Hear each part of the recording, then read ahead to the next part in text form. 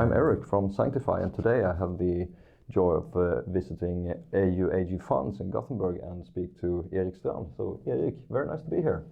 Very nice to have you here, Erik. Two Eriks in the same interview. Nothing can go wrong.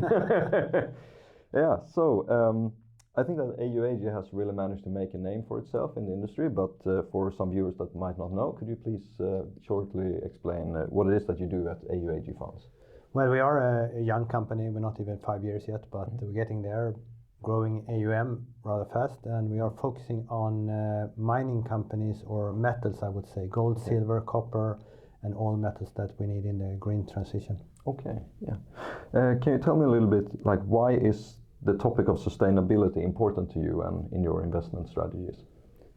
It is very important, I would say, because we are in a sector that many people associate with not ESG friendly, and we take the very strong stance that it's very important to use the power of assets, of money, to improve the sector.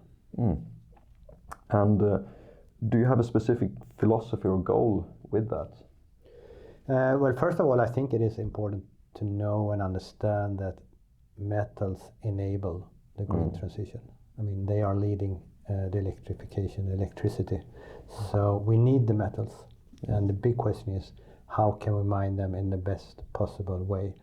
And that is about sustainability. Yeah. So taking a stance that we need them, so they enable it, that's very important in the ESG agenda in the world. And what for an asset manager, or the thinking there, is to promote the change. And there you have the power of the capital that we invest in the companies. Okay. And how do you do to navigate this industry? As you said, it's a lot of people think about it as a very dirty industry. So how do you navigate in this industry that has such a large footprint to minimize and maximize your impact?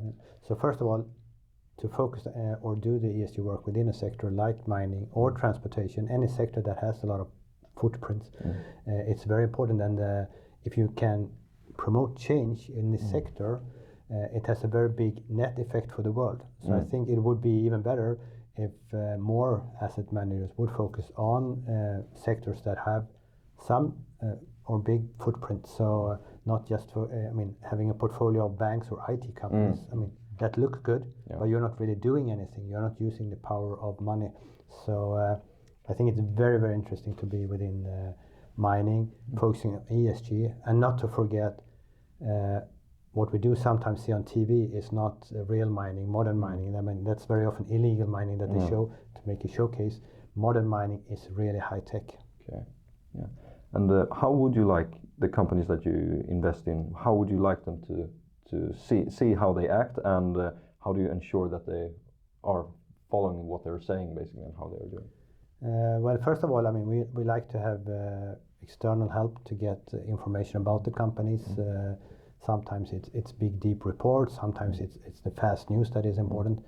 But also very important is to communicate and talk with the companies. So we set up meetings, and we talk with the management about how it looks and what they can improve, or what are their plans to improve, to get them to become better and better. So we can see that the scores for the companies get better. If it's because of us or the dialogue, it's hard to say, but I think we are saying what we want to see, and they do change, and they are very happy to meet us. And for me, it's important to explain that we invest in the company, so we own shares. They, as the company, own shares, of course, the management and so. And if they get a better ESG work, they will get more institutional money into the company, into the stock. That would take the stock price higher, and that's good for them, and that's good for us. So the incentives are there. So it's not just doing reporting paperwork. So it's really important to understand that it would take the equity price higher. And do you have any particularly good examples of mining companies that either has managed to transition to become better, or maybe that are already best in class? Any good examples? Like you said, we do have 3 groups within a fund, and that of course is the best in class group. And in one of the funds we really can say, or 2 of the funds actually, of our 4 funds, we could say it's the most sustainable mining fund in the world, and I think that's very important. So best in class is important, but also in one fund, maybe we have some smaller companies. We want to see the transition. We want them to help them to become better.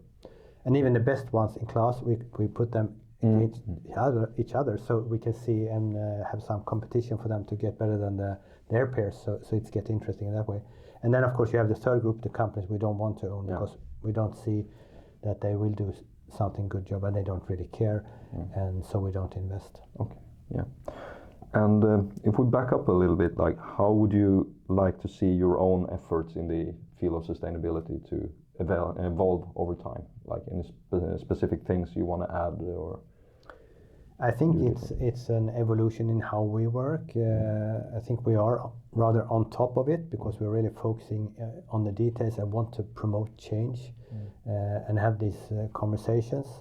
And as I said, mining has never been as good as it is today, but it will be even better 10 years to come. So to have these different models, as I said, slow reports, but they are very heavy, really fast information like we get from Sanctify, where we can, if we want, act on it, maybe even fast within trading. If not, it's really good to have that fast information as well. I think it's very, very important. Yeah.